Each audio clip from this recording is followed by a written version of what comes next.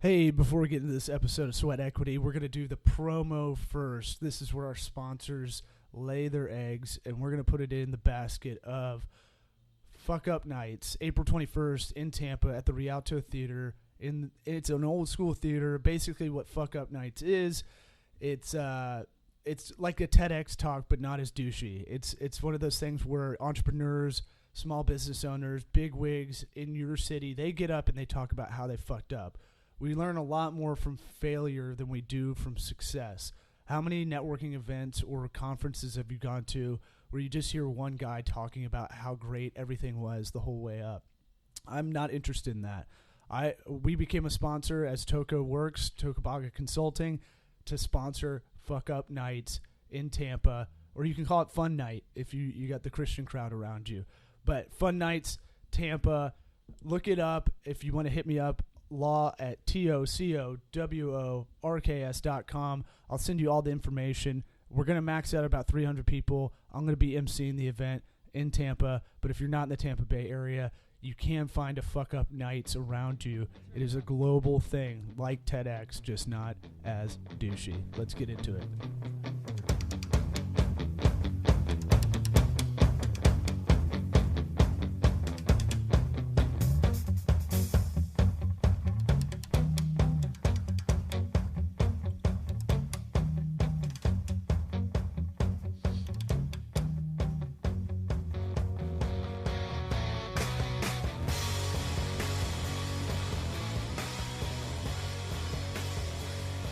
What's happening, everybody? Good morning, good day. How are you? This is Caleb coming at you live from the Toko Works studios in beautiful Ybor City with my co-host Law Smith. Hey, how are we doing? Oh yeah. Oh, it feels weird being on the other side of this intro. Yeah. If you're in your car right now, if you've got your headphones in, you're on the treadmill, you're in the office, you're probably freaking out a little bit. You're like, what the heck just happened? Mm-hmm. But Law gave me the last second finger point, and I just started rambling. So here we are. It's a beautiful morning, man, and we're just gonna dive into it. I don't know if you noticed the beginning of the episode, we got a new sponsor coming up until, when is that? Until April 21st? April 21st, yeah. You want to give them a little more information on the event? Well, if they didn't skip through the first minute, I'll do it again. But it's April 21st in Tampa Heights, Rialto Theater, where entrepreneurs get up, they talk about how they fucked up, and then how they got out of that fuck up. So I saw the second Fuck Up Nights is what it's called. I saw the second one in Tampa. I saw Joey Redner from Cigar City Brewing. If you don't know, that brewery is like kind of one of the biggest in the Southeast. They've been making waves because they just sold off a part to a big VC firm. But what I loved about it was it shows humility, and it shows that, look, man, they may be the fastest growing microbrewery if you really think about it in the last 4 years, but they're still gonna fuck up.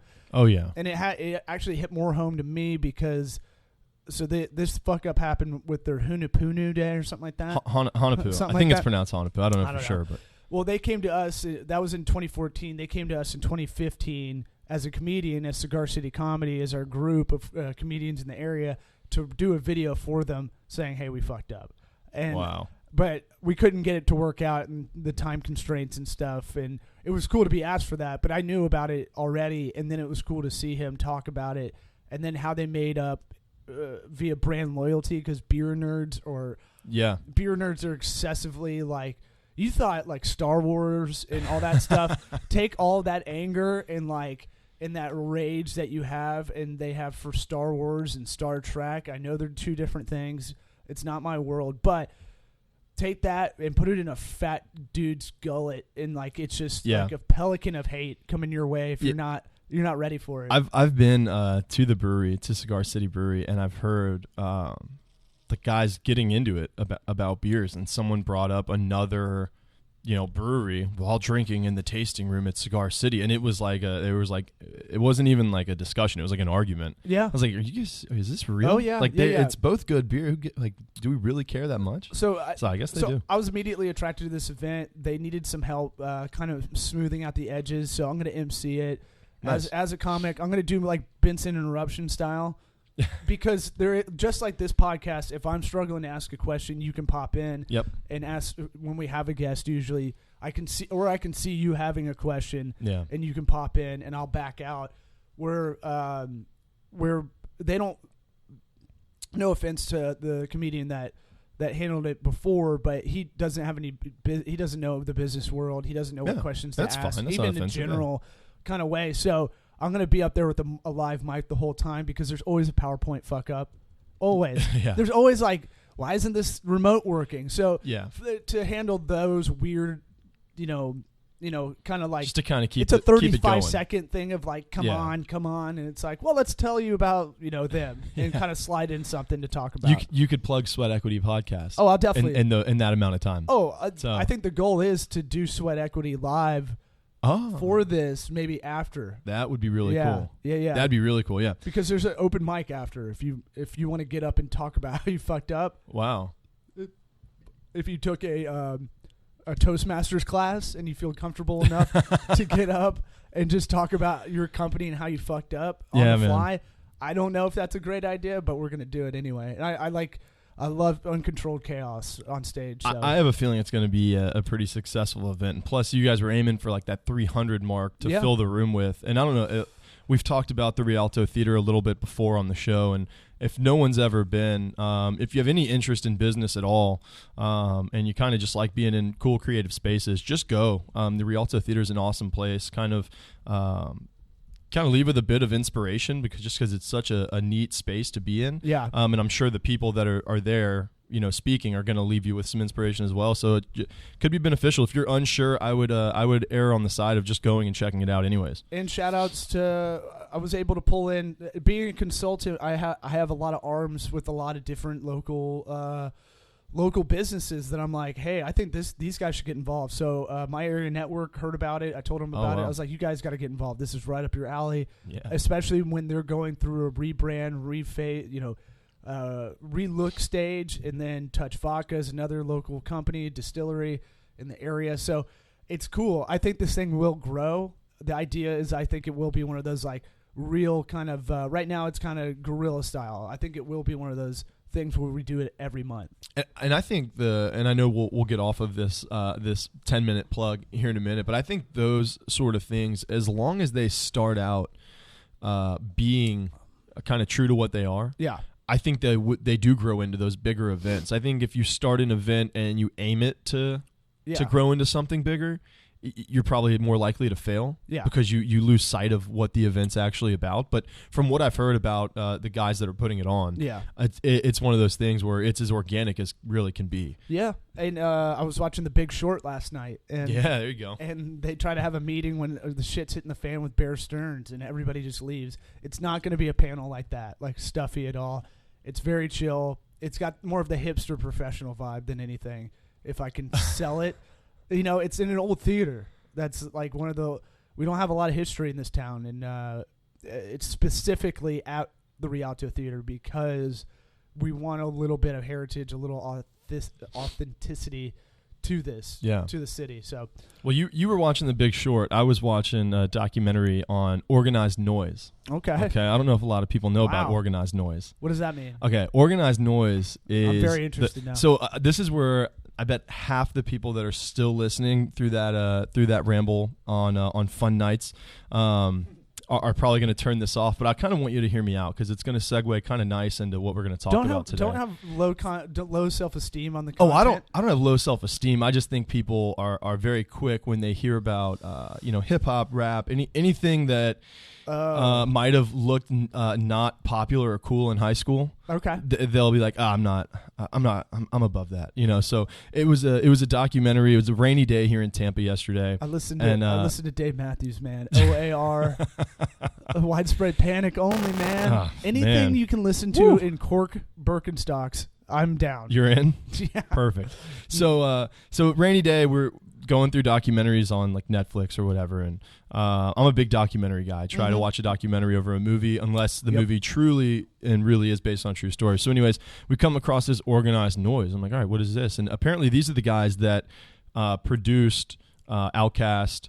They produced TLC, Waterfalls. They produced a lot of big records back in the 90s and even the late 80s and into the 2000s. And these guys were I was shocked at the story they had, because you're talking about guys from low-income communities with not a lot of resources who taught themselves a skill. Yep.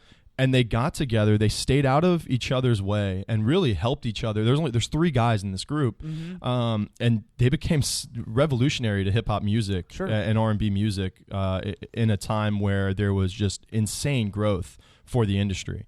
And it kind of got me thinking a little bit, and I've been wanting to do an episode on acquiring a skill and how to go about acquiring a skill, and kind of what it means and how to really use it to your advantage.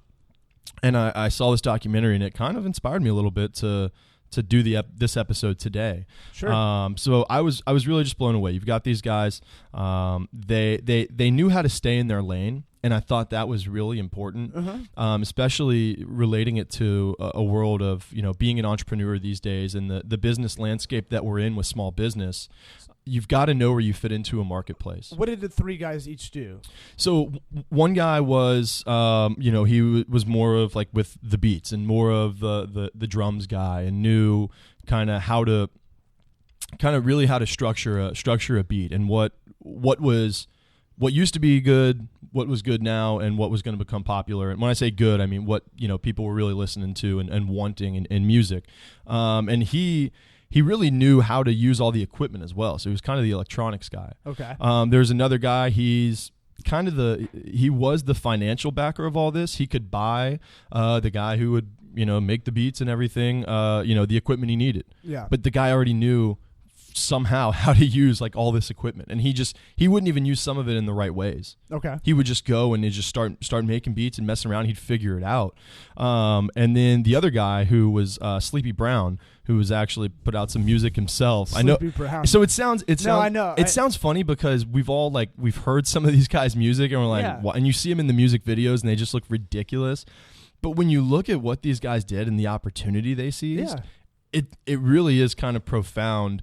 And they talk about going from living in a basement, which is the dungeon. You hear him talk about Dungeon Family and all this stuff with Outkast, to moving out to LA, and they each get like a $20 million deal. And you're just like, how in the hell did this happen? I'll make it more contemporary, because I did a double feature with the pregnant wife last night. There you go. We watched The Big Short, which she had already seen twice, by the way, and she loved it so much she was down to watch it. She loves you so much. No, she loves it. There's no love for me. She's like, I'm gonna watch it in the room. You watch it out here. And then Straight Outta Compton we watched, because we never got around to going to see it in the theater. And same thing. Yeah. You got Dre. They're all kind of shitty kids. I mean, they're all kind of shitty people in the beginning. Yep. Dre's got a kid he's not really watching out for, but he's the beats guy. He's the guy that's in there. I forgot how much he produced, in a sense. Like, you think of Dre as the rapper. For our age, we think of him as a rapper. I'm 31. You're 28. Yeah. Going on 28. I'm 27. 27 and 3/4. Okay. Well, I think you stopped doing the fractions after like 11. Are you sure? Unless you're 11. I've put it on all my job applications up until my most recent job, and no one's questioned it. So I think you still do it. If it's no, I do a fraction. Oh, okay. Yeah. So we think of him as a rapper more because the Chronic. Was the Chronic? Yeah, the Chronic was like that was the jam. Yeah. That whole CD back to front is awesome. So, and that's right when I was a sophomore. You were right in 8th grade. Yeah. Something like that. Yeah. That's right in the wheelhouse of when you're really getting into music, and that's all you give a shit about. Oh, yeah, you're just trying to discover like who you are, what's out there, what you can identify with. So you got Dre as the beats guy. They have DJ Ren as well. And then you've got Eazy-E's the financial backer. There's parallels to this, to the exact crew of NWA. No, absolutely. You have Eazy-E, who was a financial guy in the beginning, and who became the rapper as like just come in here and try it out kind of thing. And then you had Ice Cube, who's more of the brains guy, who was the nerd. He was really like, I fell asleep watching the end of it, but I asked my wife I knew the story. Well, once all the good stuff happens, and you see them, and it's your typical movie, right? There's the beginning, and it's funny, and they find out they've got something, and then there's success, and then there's issues and got the climax of the movie, and then we start going down, and it's kind of, you can turn it off. A lot of unrealistic boobs is what my wife said. There's a lot of there's not a lot of 80s titties in there. They're real nice. They're way too 2015. Yeah, they had a tough time with the boob casting. There's no way. Yeah. How are you gonna find those titties for that role, for those extras? We paused the movie to try to figure that out. Yeah, like, wait a second. But I think there are a lot of parallels, and I think and stick with us here because it's what we're going to hop into. But what these guys were able to do is, and I think the most amazing part with them is kind of where they came from and the resources that they didn't have rather than what they did have, and where they were still able to make it to is amazing in itself.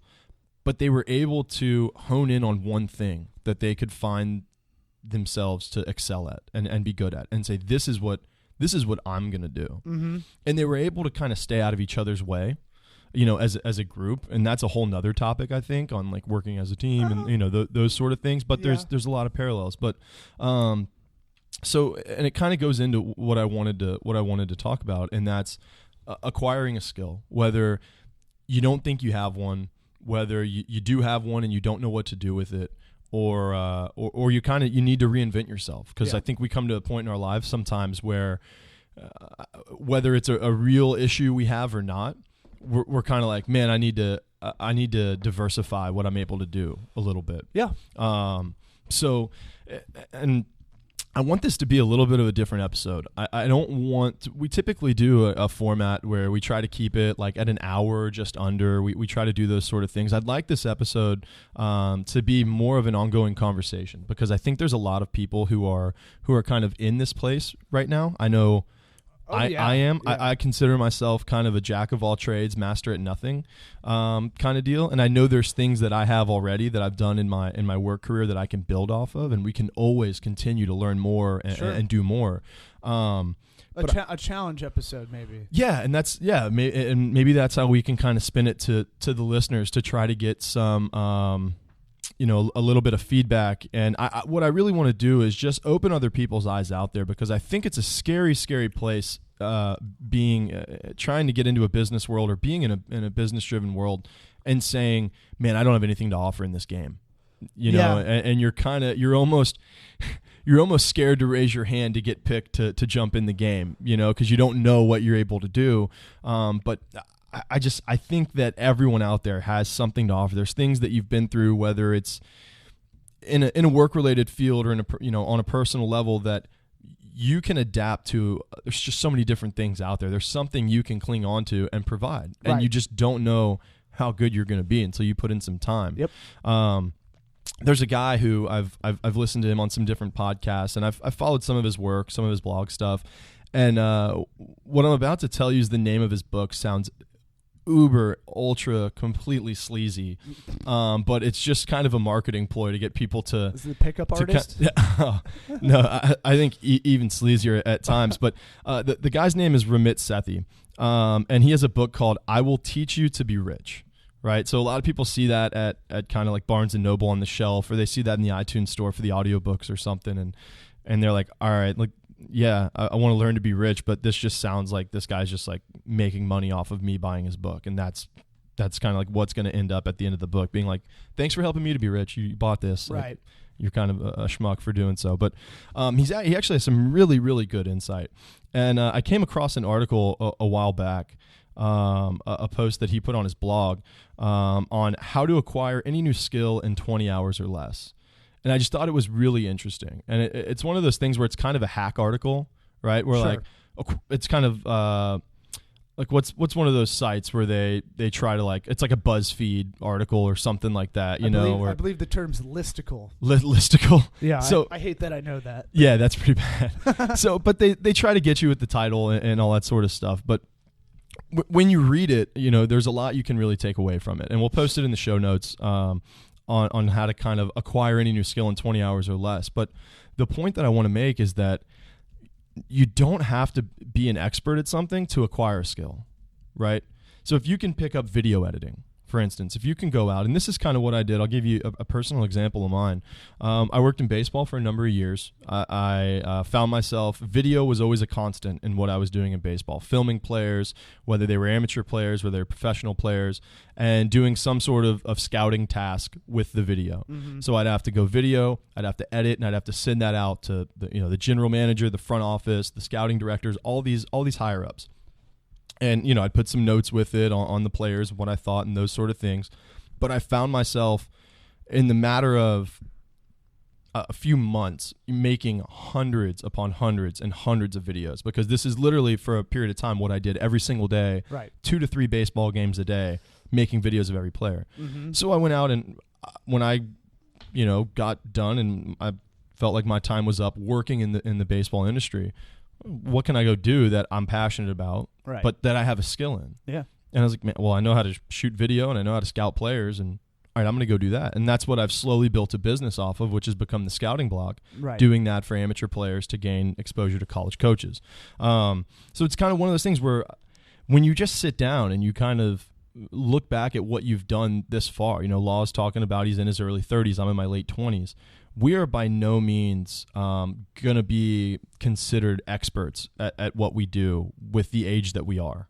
But I think that we can still provide that expert level of service with that skill. It's always an audition. Yep. I'm better. I know I'm better than most consultants that are in our field. I know it. It's not cocky. It just is at a certain point. Well, and I think we're gonna be proving ourselves our whole lives. Right. But yeah, I want that. I in a weird way, you kind of want to be like, fuck you. Let me show you what I can do. Yeah. Because to me, spite is a good motivator. It's always been a good motivator. I use spite even when I'm not feel like I'm being like confronted or doubted. Yeah. It's always something where I just you want to show up. You want to show up. You want to produce. It's got to be in you. It's the former athletes. I was going to say athletes, but former athletes in both of us. It's one of those things where it's like, I'll show you. Yeah. And I'll sit out here and I'll work until I get it done. The thing with what you're doing with video, talk about going from doing physical activity with baseball, and that's kind of being your life, mm-hmm. to sitting down and almost becoming the opposite. It's you sit in a chair, you have to get pumped about hard cuts. Yep. And to people that think video editing's really easy now because it's on your phone and you can do iMovie on your phone, yeah, that's fine. It'll get easier. Well, that's like, all right, if you want to make a Vine, if you want to make, you can, and let's not get, this is I'm just going to throw out one of my pet peeves because I got to let it out or it's going to build. And that's when you like end up with a charge and in handcuffs. Mm-hmm. I can't stand when I see people be like, check out my new video, and it's a slideshow of photos with music behind it. Right. And I just want to let you know it's not video. That's not. So we're just gonna throw that out there for everybody. Technically, it might be because a video is like a really fast reel of photos at 60 meters per second or whatever. I can't give it to him. 60 frames per second. But that's slow-mo, I think. Well, there was this one company. So for the scouting block, I reach out to a lot of like travel teams, and I go on their websites and just judge the crap out of what they have website wise and any videos at all on their site, which a lot of them don't. Yeah. And that's where we come in. So that's a good sign for me. And one of them was like, check out this guy's recruiting video, and it's just a bunch of photos of this kid pitching. And it's just photos. It's going to be tough to They're scout. not even like in sequence of anything. It's just like him with a trophy, him carrying his bag and like staring at a sunset on a field. I'm like, he looks like he's a hell of a player. Like, that's great. It's funny. It probably works to a degree, but not as well. Not as well, but I'm saying like there are dumb people that are like, cool, look at that trophy. Yeah, but they're not baseball scouts. No, that's the thing. They're like other parents. Exactly. They're like other parents. Yeah, I think video editing is really tough, and it's weird. I see it's going to get simplified because every small business, medium business is going to have their own custom video. So someone's going to figure out how to simplify it, mm-hmm. which you may find along the way. Like I tell everybody, like, I wasn't born, like, this wasn't a destiny calling. I kind of just got my personality weaved into this consulting world, and you weren't born to do video editing, but you found it. And I'll paraphrase from Big Boy from Outkast, because I heard him I can't remember if it was like Cribs or something. It was a long time ago. It was 15 years ago probably. But he's like, business 101. Find a vulnerability and just go at it. Yep. And you're finding there's a niche that no one's really doing. Yeah. Now, is it like baseball is your passion? You know, if you had your druthers, you'd like to be a GM, I'm sure. Yeah, well, yeah, and that's kind of like the generic answer for a lot of people. You know, if this turns into a Caleb interview, I'll go deeper into that. I'll hijack this. But I think and interview you. But and that's not necessarily the point. But I think that. I think you're right. I think what you just said, though, can kind of sum up this episode a little bit. Where I was circling around. We're not born like a lot of us. There isn't this. I'm trying to think of the right word. Yeah, like there's none of this like divine like divinity that it's like, man, this kid was born to edit video, and it's like that's not a thing. But when you find yourself in the right place at the right time with the right skill and knowledge, right. Why not try to make something take off? Why not try to make something happen if everything else lines up? Well, and it's about being malleable. Look, you didn't go to school to do this. You taught yourself. Exactly. And like I've taught myself almost everything. Now I seek out good people to be my nautical beacons. I'm borrowing this metaphor from Bert Kreischer. Check out the Bert cast if you like him. The machine. And but he talks about having nautical beacons and these people in his life that keep him in between, that keep him in the space that he needs to drive forward. Yep. And I do that with when I learned Facebook advertising. My buddy Paul Pasquale showed me everything. Yeah. But he was only going to show me a certain amount. At a certain point, I had to teach myself. Exactly. And it's almost selfish now that people freak out and don't look. Now I'm going to get on a real jag, but like it's almost selfish that when you really want to do something that you're not going to seek it out yourself. Everybody has the tools available. Yeah. We don't realize how lucky we are that I was watching Straight Outta Compton. And it's like, oh shit, you can't just go online and go, how do I work a turntable? Trial and error, like you were saying with organized noise. Yeah. You just had to fucking figure it out. Exactly. How did I start this podcast? You know how hard it is to find a guide on a mixer? It's almost impossible because it's either way too simple or it's an audio nerd that is talking in a language that he might as well work at NASA. So I just had to trial and error until I figured it out by myself. And that was 5 years ago. And I think that's what people you just need to be willing to put that in. And this isn't an episode where it's like, we're going to teach you how to quit your job today and start making money with your own business. Like, that's not what this episode is. This is to even help you stand out more if you work for a company. Yeah. Something that you can, specialization is everything right now. And we've really talked about it on the podcast in previous episodes, but we'll kind of touch on it again. People aren't really going to the one-stop shops anymore. Nope. You're not going to get your hair cut where you can get your oil changed. You know what I mean? People want a watch, they buy it from a watch company. People want boots, they buy it from a boot company.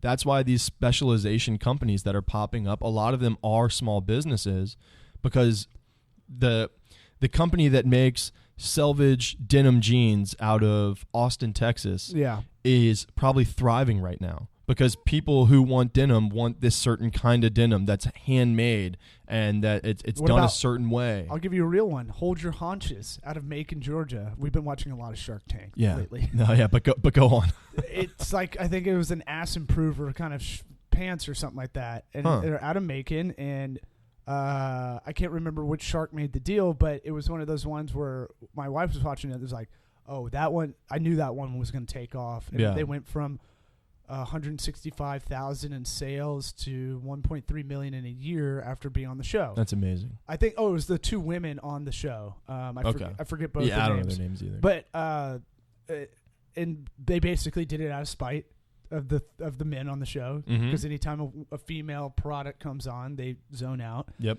Because they go, I don't know this. And so even on a macro scale like that, you could see it. But long story boring, like that they're making. They're not in like a real metropolitan city. Yeah. But they're specializing in something that no one else is doing. Exactly. Like Spanx that started in Tampa. Oh my God. I mean, I'm wearing my dick Spanx. Sometimes it's too big. Oddly enough, we also did a double feature yesterday and we watched Boogie Nights. Yeah. So yeah, that the dick reference. Okay. I got Mark Wahlberg in my head. It's just yeah. Well, is fake, but Well, yeah. well, some people think it's real.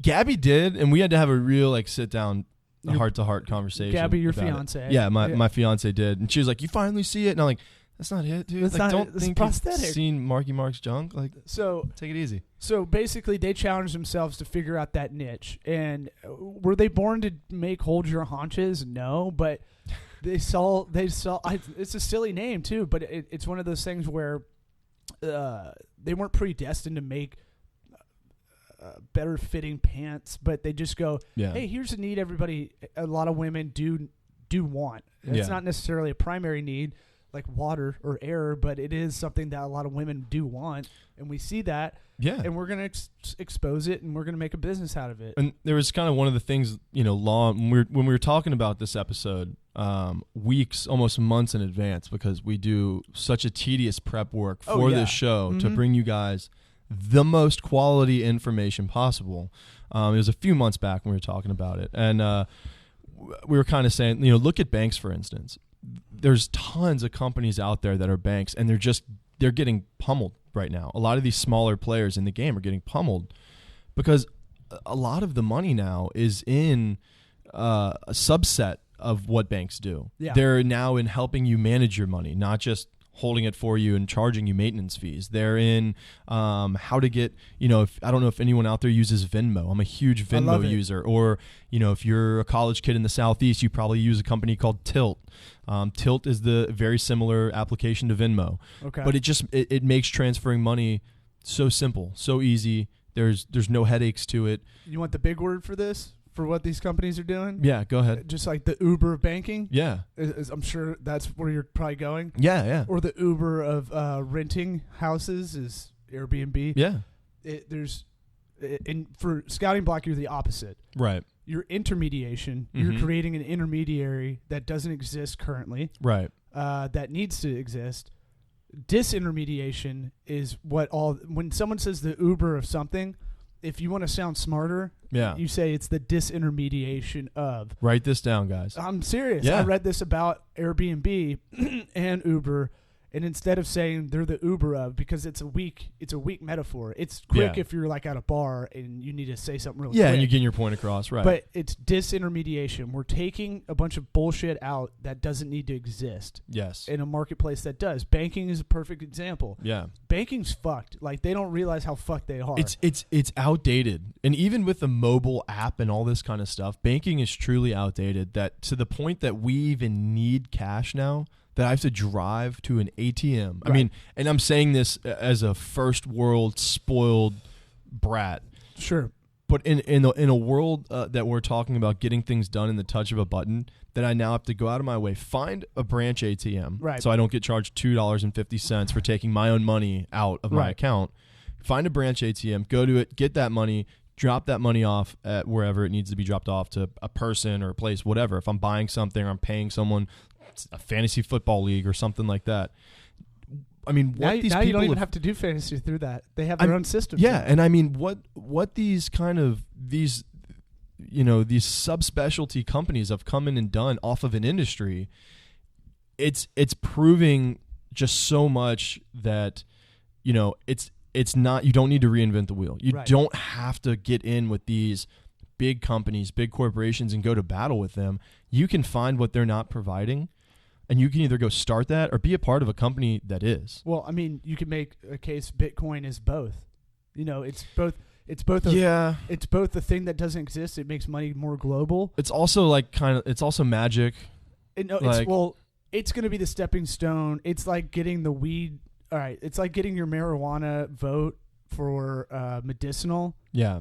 In order to get to the point where you can get recreational, which is what a lot of states have to do. Like here in Tampa, they just recently decriminalized the open marijuana. That doesn't mean you can walk around with a bunch of weed. It just means you don't get arrested harshly. A lot of people misconstrue that. But I heard Joe Mandy, a comedian. I had to. LaCroix boys. Oh, you know him? Okay, one of the best. Guys got me hooked on life, man. I got to open for him in Atlanta. I say open. I mean, I think I just got shuffled right before him when he was headlining at the Laughing Skull. But he was a really cool guy because I knew who he was, And I like kind of fanboyed out because he's a writer for Parks and Rec, which was one of my favorite shows ever. Best show that ever got on the air. The writing's so good. He's a fucking brilliant writer on Twitter if you ever follow him. And the LaCroix Boys is like his thing. But we had a really strange conversation. Not strange in the sense that most stuff you talk about is comedy based, or we were talking about like he was like, fuck this, fuck banks. I'm putting all my money in God damn it. Now Bitcoin? No. What's the big bank that you can take money out from anywhere? It's online. Oh, I haven't heard like about Aura. this. No, God damn it. They had commercials for a while. Anyway, I'll figure it out. If I figure it out, I'll put it in the post. But Joe Mandy kind of said, look, the whole system's fucked. You can't. I'm going to put it in this because I can just pull money out of any ATM and it doesn't matter. The fees are bullshit. Yeah. They've been making money off of that forever. I mean, if you're with Bank of America and you have like a certain checking account, you have a $12 maintenance fee like every month or something, every quarter, and it's like maintenance on what, dude? Like, this is ridiculous. And you see Louis C.K.'s one of the reasons I love him, and he became my favorite stand-up 15 years ago, was someone showed me his half-hour special, and he talks about if you have money, if you don't have money, they take money out. Yeah. I had $15. I'm going to not do the bit justice, but he's like, I had $15. You can't get $15 out. It's only 20s at the time.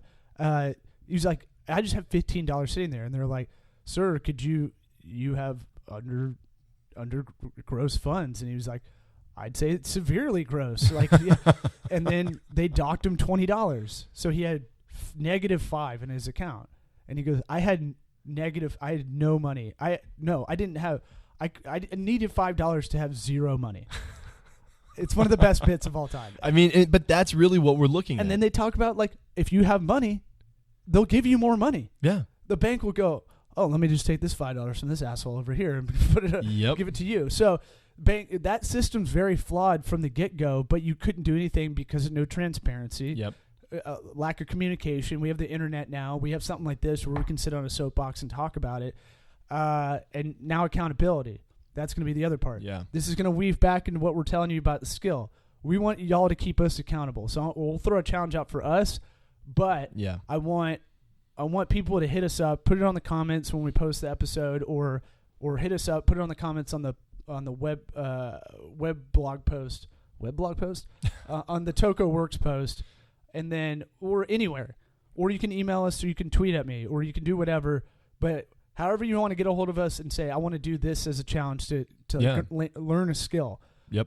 I'm going to throw it out there. I'll throw one out there first, because we didn't really say we were going to do this. So before we started, but months back. I talked about this yesterday. I met up with some friends for a few beers, and we talked about. I don't want to get credit for this statement because we haven't done anything yet.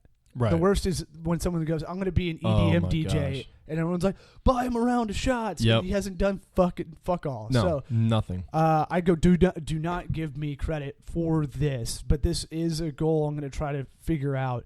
And this could take a couple of years, but there is a skill involved in this, and we want to pitch a reality show about doing this consulting work. Yeah. And maybe we have to make my wife a character in it. But just for contrast. If we can get Mandy on board, I think we're going to be good. Oh, Joe. If you're listening. Please. But what I was going to say is I have a friend that used to work in a reality show producing. I look at all these reality shows that have consultants. None of them are funny at all. Yeah. John Taffer's funny in a different way because he just yells. But I wanted something that actually had a sense of humor. We're coming at it from a different position where we are a small business consultant, if not even micro and local and startup. So in Florida too, which I think puts a little bit of extra flavor in it. And I don't want to completely interrupt you. Go back to that, but that right there, what you just said, I don't want people to run away from it. I think that's what people do. Yeah, they hear micro, they hear small, they hear all these sort of things. That is not to be underestimated. That is not to be looked at as a bad thing. I say girthy sometimes instead, Girthy. because it has a small has a connotation. Okay. We live in a phallic society. Just think about that. So I say, look, instead of micro, say I'm girthy. I'm a girthy business. We're girthy. That's what I'm gonna. Yeah, the sweat equity of our business is girth. So anyway, I want to get to the point where we can actually pitch to a real something. If it's a YouTube channel that produces stuff, I'm cool with that. I just think to get our reach out there, it's a long-term marketing goal if you really think about it. Yeah. If we're on CNBC as one of the shows they have, that hits for us. That's huge. So I'm going to work on that. That's my challenge. I need to figure out how to pitch, and there's an art to pitching. Yeah. I've listened to a lot of comedian podcasts. Presenting to win. I'll recommend that to you. Okay, presenting to win. Presenting to win. All right, your challenge. So I just want my challenge to be that if anyone is out there listening that has acquired a skill in the past, has kind of been put in the position where you've reinvented yourself, or you've kind of just sat down and said, man, what am I good at? What can I, or not even what I'm good at, what can I do? What can I do and look into a little bit further and investigate? And that's something that you've either made, your business, or you started your small business with, or that you've gone into your current job at work and you've kind of built yourself up from that, and saying, hey, by the way, I want to let you know I've taught myself computer coding. And I'd like to kind of work on the back end and with the IT department a little bit. And you've kind of made yourself more valuable because you're providing more for your company. If anyone's ever done that and had that sort of experience, reach out to us. We want to hear, we want to hear it. We don't have to have you on the air or anything, but in the comment section below the podcast, whether it's on the Facebook page or on the website or even on Instagram, just give people some insight to kind of what you did, how you went about it, and kind of the journey of acquiring that new skill, or branching out from the skill you already had into taking that step to furthering it. What's the challenge, though? What skill do you want to learn in the next month?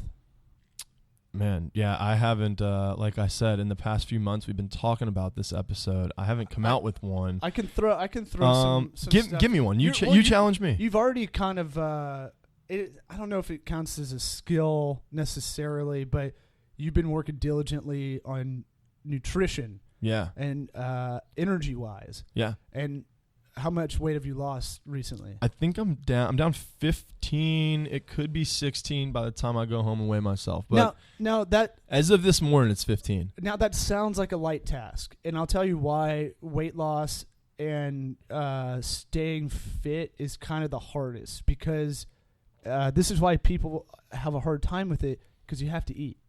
Yeah. And like you can not drink for sure. I mean, unless you're white, unless you have real issues. But if you're like me, who likes to drink casually, I can just not drink. Yeah, I don't have to. Which is still tough, but right. But I don't have to booze. Yeah, you have to eat. Yeah, that's what makes it really. Oh, we're talking about survival. Yeah, absolutely. Yeah, it's discipline. Yep, it's an insane discipline. So, I'd say your challenge, or you're acquiring a skill. Maybe it's to learn more about your energy level, because. We talk about time as a commodity for everybody. We don't live to 180, maybe 80 if we're lucky. Time is it, man. Time is it's what the richest people in the world are trying to get more of, and it's what we're all trying to delegate and kind of divide up so that we can end up doing some of the things in this life that we love doing. So maybe it's being like a quasi nutritionist. Yeah, I mean, I've approached, so this 15 pounds that I've lost so far, I've kind of approached almost as like an ambush, but it's more of, and that's the opposite of what people will tell you, right? They'll say, just cut out certain things and just don't eat, dessert, don't eat bread, cut out soda, and I've done those things, but I know my personality, right? And I kind of, I'm a bit of an extremist when I'm into something. I'm really into it. Yeah, like if I want to play guitar, I don't just go and there's one right over there and you haven't touched it in a few months. Yeah, a few months now, because I'm off the guitar thing. Okay, but when I was playing, I mean, you'd walk in and you'd be like, can you please shut the hell up? Like, because that's all I wanted to do was play, and that's all I'd look at. That's having the music I'd in listen the room to. Is a kiss of death, because it's gonna get played. It's terrible. But so I'm an extremist, and when I started doing this a few weeks ago. I'm trying to get in shape for the wedding coming up. Mhm. It's in, it's 6-7 months away. And it's one of those things where I'm like, all right, like I won't drink soda. I won't eat carbs. I'll eat, carbs, but the good carbs, the vegetables, those sort of things, meats, Yeah. everything, a lot of things have carbs in them, the majority of things. You're getting rid of sugar. Yeah, I'm getting rid of any added sugar. So I'm not sitting there eating candy. If there's any sugar that's in, I don't really eat that many fruits. I mainly eat meat and vegetables. Uh-huh. But if I do have, half of an apple or some strawberries, like my body knows what to do with that sugar and how to break it down.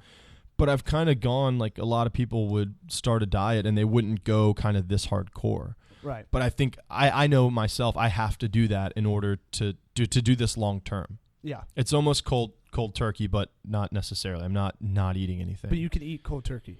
I eat a lot of cold turkey. See? That's like the number one thing I eat. So see, we thought we were gonna have a short episode. We went the whole Lord. gamut for it. yeah. So take a challenge, throw it at us. I'll help close this out unless you got anything else. No. I really want to urge people that I hope you've made it this far through this episode and that you can kind of lend a hand to some people who may be stuck. And maybe trying to figure out what am I good at and how to figure that out, because I think we all have skills, and if we don't, we can all definitely learn new ones, and don't be afraid to do that. Don't be afraid to explore. Yeah, it doesn't have to be the Matrix where you feel like you got to upload it immediately. Acquiring a skill is something that goes, I'm going to take an hour a week maybe for 20 weeks and learn, I need to learn website design a lot better. Like I need to learn more of the ROI values, those value propositions, because I'm having more meetings about that. And so that's something I'm working on, my continuous education, where I'm breaking out time to make sure I can study up and also make our company better. Yeah. I think my new thing, did I tell you this? My new thing is to take Wednesdays and I might just not answer any emails. Yeah. And just focus on us. Yeah. That's going to be my new thing. I responded on Wednesday to that text, and you didn't say anything back. I was probably out of my gourd. Yeah. Freaking so out. I was like, all right, he started already. Perfect. Sweet. Yeah. All right. Well, Sweat Equity Podcast. Tell a friend, tell a loved one, a coworker, boyfriend, girlfriend, maybe that guy or girl you just want to talk to. You don't know how to know how to have the conversation. Just blurt it out. You're in business school with them. You don't know. Hey, Kimberly, Sweat Equity. You should start talking. You know what was cool? Someone told me they heard about our podcast. I'd never met them. Mm-hmm. They heard about it. We had a meeting, and they were like, "Someone told me to listen to your podcast," and we had just met. It was really cool. So you're like, yeah, that was me. You were drunk. No, I love it. That tickled me pink. That's the best. That means y'all are the people that we don't have a huge audience. I think we're cusping on about 1,000 people listening to each episode. Yeah. But it is one of those things where, help us get a little bit further. Maybe we can get my new man crush, Gary Vujicic. What's that guy's name? Yeah. I love that guy. Yeah, I've been following him on social media. Oh, awesome guy. He's who I want to be, basically. But he, we can get cool guys like that. We might be able to get them if we just work hard enough to try to get them. Yeah, and we've got some great guests coming up in the next few weeks. So if you're tired of listening to me and Law blab back and forth, hopefully you've gotten a little bit out of this episode. But we've got some really good stuff coming up in the next few weeks, and we're just glad you guys are along for the ride with us. Yeah, surround yourself with good people.